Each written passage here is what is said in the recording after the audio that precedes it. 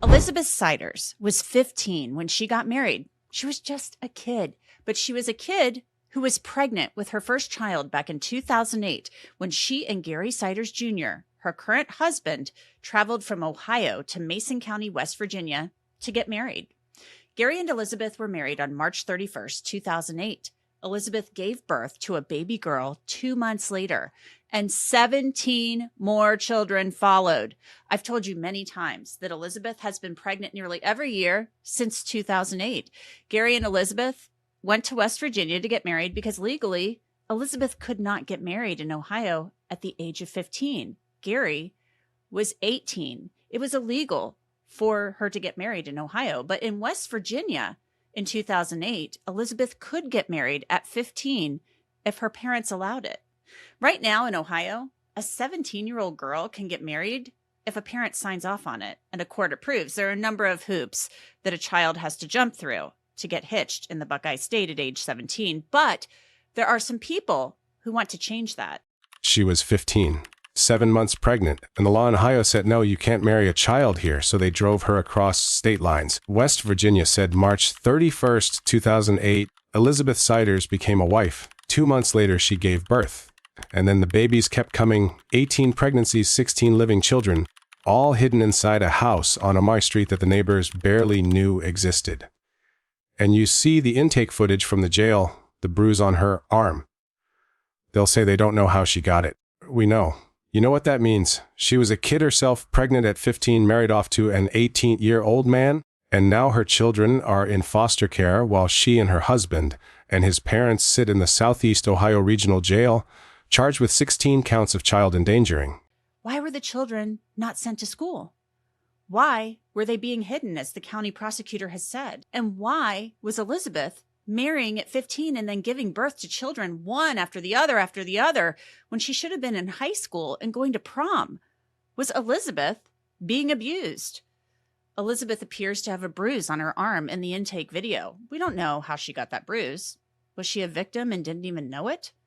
Her brother has said on Facebook that Elizabeth was indoctrinated into the Ciders family. But what exactly does that mean? And had West Virginia not allowed Elizabeth Ciders to marry at age 15, would this child endangering case be unfolding today? Back in 2023, West Virginia changed the state's law on marriage. Prior to that, 16 and 17-year-olds could marry with parental consent, and anyone younger than 16 could marry if a judge approved. Now you have to be 18 to get married, but the law now allows in West Virginia for a person who is 16 or 17 to get permission from parents, or they have to petition the court and affirm they're entering into a marriage voluntarily. Unchained at Last says 33 states allow some form of child marriage, meaning teens under 18 can marry. The states that have banned child marriage are in purple on this map. Other states like Ohio and Orange have strong bills pending. The other states on the map allow some form of child marriage. Except creepy men who prey on high school girls. And it ends a human rights abuse. But legislators are refusing to vote on it. Is that okay? No! And I need you to stay with me here, because this case, the one the media calls the Ohio House of Horrors, it didn't start when deputies found those kids living in squalor. It started the moment a child was forced into a marriage contract she could never legally consent to. And look, you already know what I'm about to say. That contract was the foundation for everything that followed. There's a name you probably haven't heard. Freddy Reese. She's the founder of Unchained at Last, and her story is one they don't want amplified. You know, this is just one more heartbreaking story. In my work at Unchained at Last, where we're working to end forced and child marriage in the United States through direct services and systems change, we hear heartbreaking stories on a daily basis. And every once in a while, these heartbreaking stories become national headlines and others become aware of them. This is just one more reminder of what we've always known, that child marriage is a human rights abuse that destroys almost every aspect of a girl's life. And it leads, in most cases, to really heartbreaking and devastating consequences. You know, I want to talk to you a little bit about the fact that Elizabeth Ciders, she was a 15-year-old girl when she got married. She couldn't legally marry in the state of Ohio, so they went over to West Virginia to get it done. She was pregnant. You know, we're waiting to hear that, yes, she wanted this marriage. Like, she wanted Gary Jr. That's what her brother has indicated on Facebook. And he said she was indoctrinated into this family. We don't exactly know what that means. But even if a 15-year-old girl is 7 months pregnant and wants to marry somebody, I mean, do you consider that still a forced marriage? It is absolutely a forced marriage. Globally, any marriage in which even one party or both parties are under the age of 18 is recognized as forced marriage. It doesn't matter how mature or feisty or smart that minor might be. The fact is that you do not have the full rights of adulthood, all the legal rights, until age 18. And before you have the full rights of adulthood, I'm talking about basic rights like the right to leave home if your parent is planning an unwanted wedding for you, the right to get into a domestic violence shelter, retain an attorney, bring a legal action. Before you have these basic legal rights, you cannot say no to a marriage you don't want. You just cannot protect yourself from being forced to marry. That means you cannot give full, free consent to marriage. So by definition, that is a forced marriage. And forced marriage is a form of modern slavery. So we're talking about a really horrific situation. And it doesn't matter if a minor says yes. It's like statutory rape. We recognize that if a child is too young to consent to sex, even if they say yes, it's rape. Same thing with marriage. If you're too young to consent to marriage because you don't have the legal rights of adulthood, anytime someone is married before the age of 18, it is considered a forced marriage, and that is a form of modern slavery. And that can happen to, so it's any time it's before the age of 18, but of course an adult also can be forced to marry. I was forced to marry at 19. But over there, it's a little bit more of a gray area. Was it forced? Was it not? When there's a child involved, it's just open and shut. We know that that is absolutely 100% considered a forced marriage. Interesting. You are involved in this fight in the state of Ohio and across the country to raise the age and to change laws to make it 18. You have to be 18 to marry. So talk to me about why you are so passionate about that. And it's because of your background. You said you were forced to marry somebody at the age of 19. Yeah, so I was forced in New York City to marry a stranger when I was 19. And he turned out to be violent, and I was trapped for 15 years in this abusive forced marriage. And when I finally managed to escape my family and community, I came from a very fundamentalist religious community. They retaliated by shunning me, and they considered me dead. It's been almost 20 years now. They still consider me dead. And so out of my traumatic experience, it took a long time for me to rebuild my life and move on. From my experience, I founded Unchained at Last.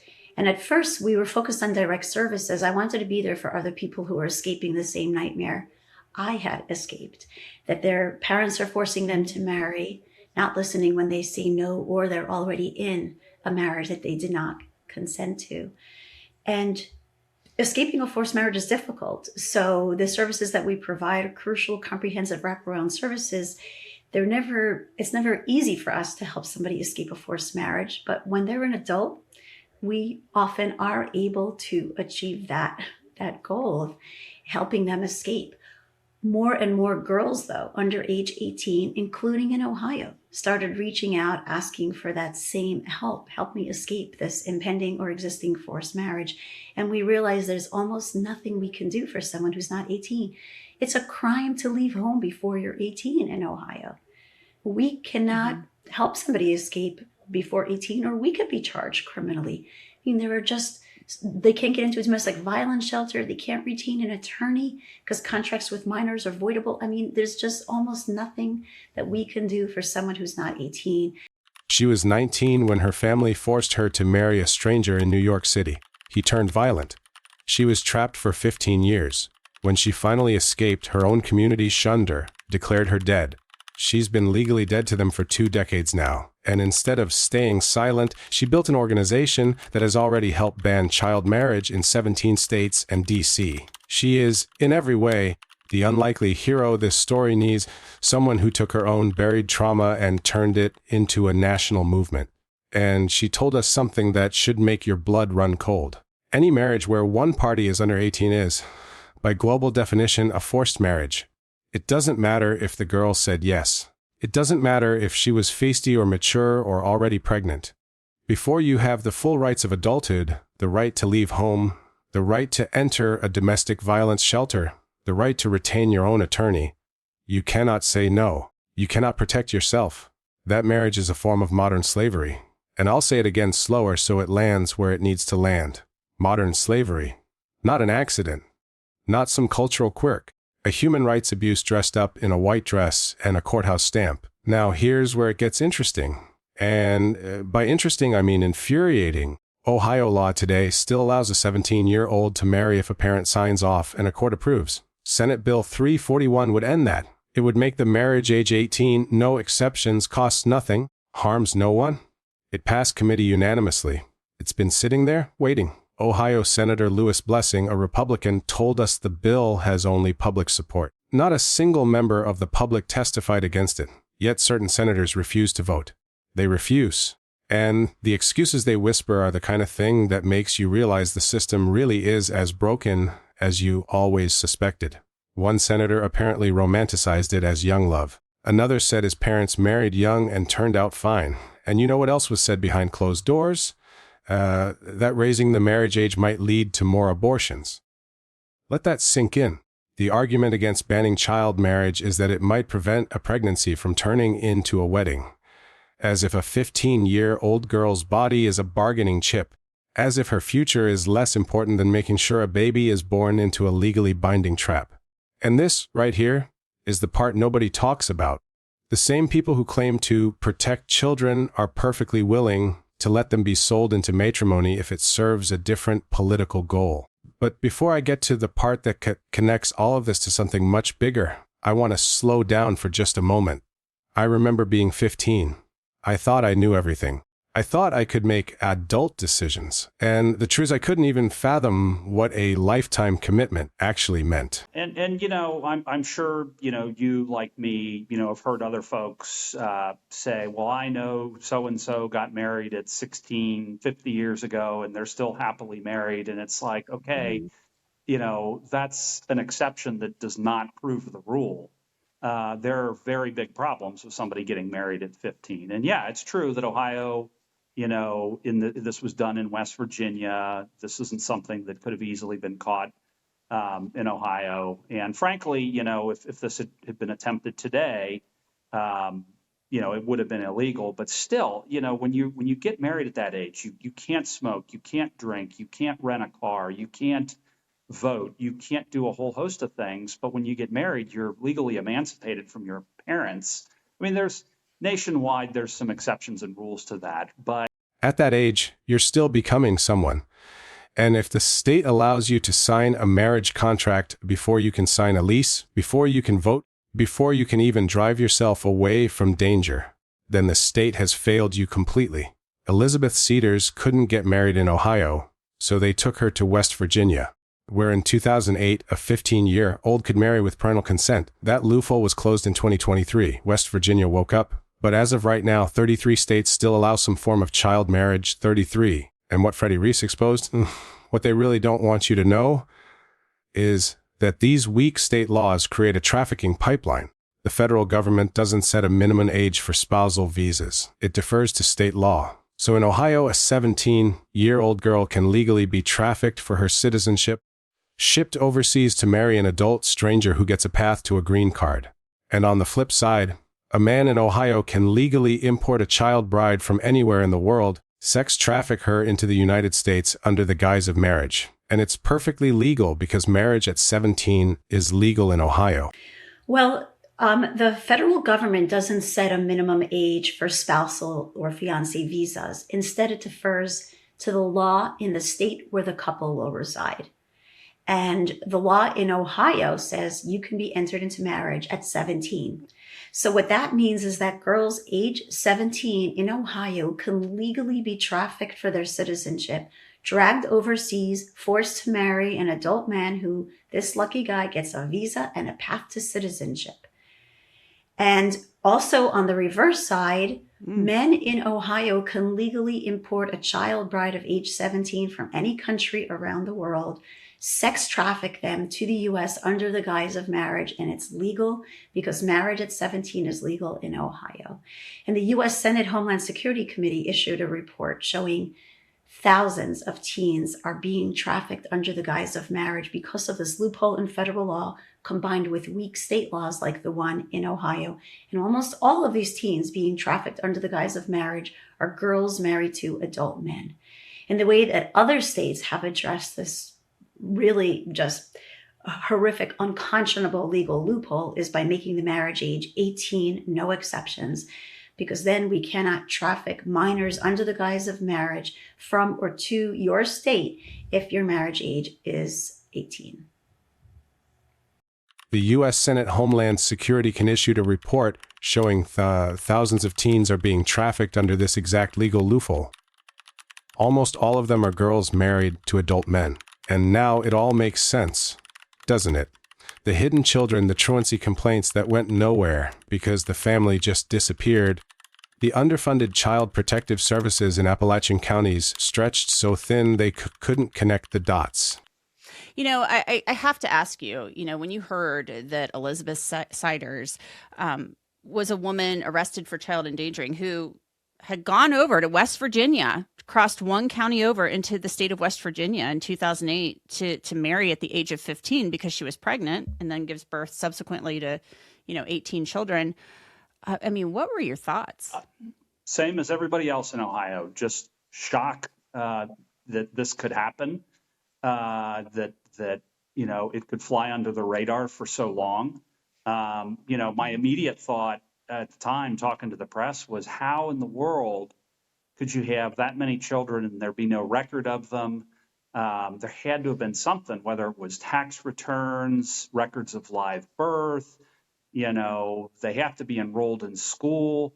And interestingly enough, it wasn't on child marriage. It was, all right, we need to use something like AI to get our various agencies to, flag this sort of thing, these anomalies. So, for example, if they filed a tax return claiming dependents, there were records of live birth, and yet no record of children in Ohio, that's a red flag, and that should be taken to the appropriate authorities, a set of human eyeballs. But yeah, it's just from the moment that happened to today, we're trying to figure out what we can do going forward to ensure that something like this never happens again.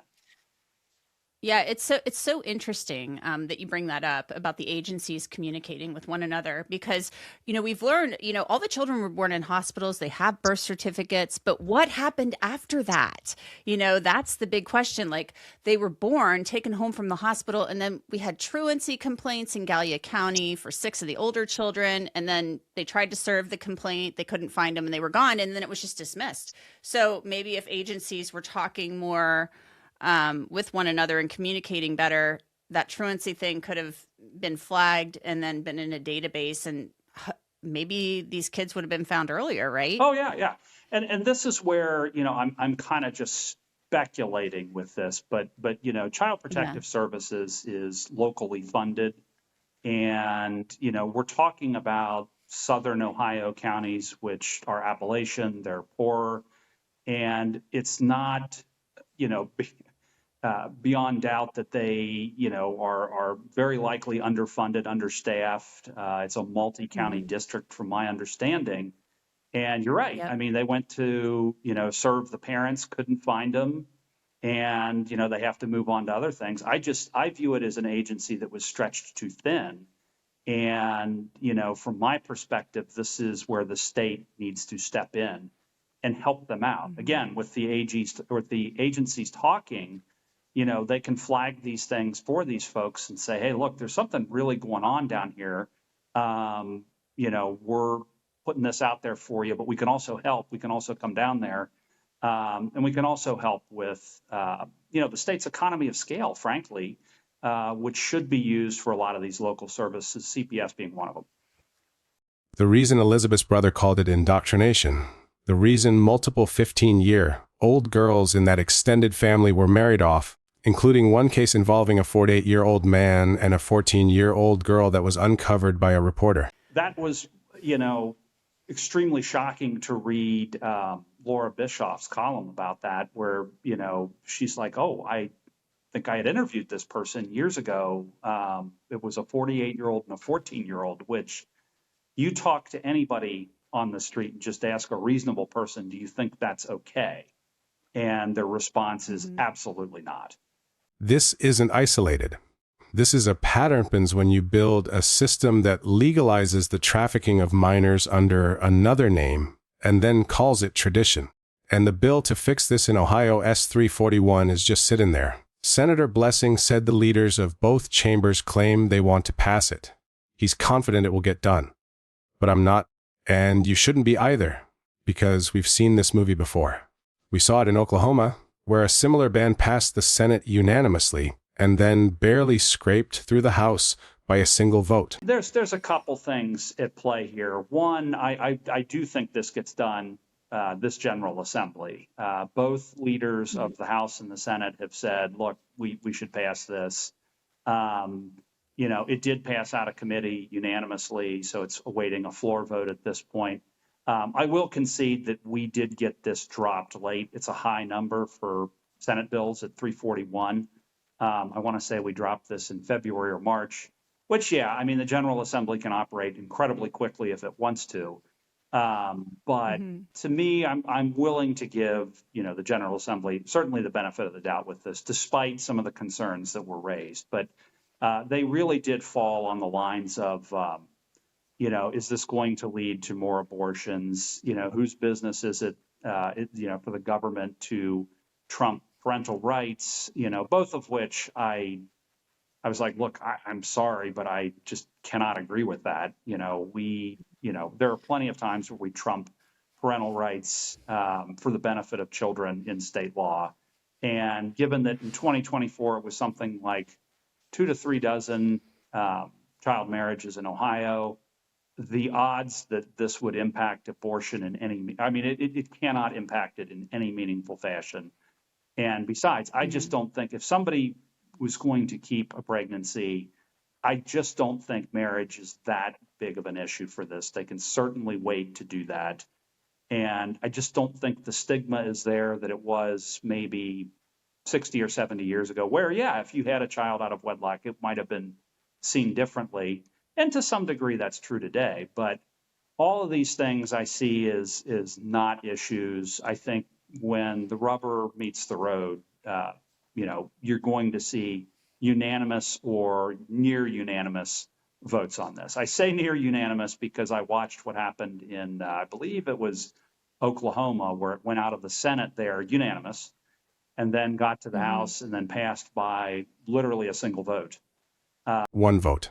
You already know why.